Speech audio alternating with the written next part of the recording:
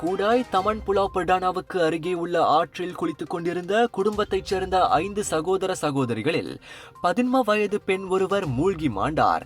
அந்த சம்பவத்தில் இதர 4 உயிர் தப்பியதாக ஸ்கூடாய் தீயணைப்பு மற்றும் மீட்பு நிலையத்தின் தலைவர் சைஃபுல் பஹரி சஃபார் தெரிவித்தார். நேற்று மாலை மணி 3:38 அளவில் தகவல் கிடைக்கப்பட்டதை அடுத்து உடனடியாக மீட்பு நடவடிக்கைக்காக 10 தீயணைப்பு வீரர்கள் சம்பவம் நிகழ்ந்த இடத்திற்கு அனுப்பி வைக்கப்பட்டதாக அவர் கூறினார். 5 வயது மற்றும் 8 வயது சிறுமிகள், 12 வயது சிறுவன் மற்றும் 16 வயதுடைய பெண் ஆகியோரை அவர்களின் தந்தை பாதுகாப்புடன் காப்பாற்றியுள்ளார். அவர்கள் குளித்துக் கொண்டிருந்த இடத்திலிருந்து 4 மீட்டர் தூரத்தில் அவர்களது சகோதரியின் உடல் மீட்கப்பட்டது. சம்பவம் நடைபெற்ற இடத்திற்கு சுகாதார அமைச்சின் அதிகாரிகள் வருவதற்கு 40 நிமிடங்களுக்கு முன்னதாகவே முதலுதவி வழங்கப்பட்டும் அந்த இளம்பெண் மரணமடைந்ததாக சைஃபுல் கூறினார்.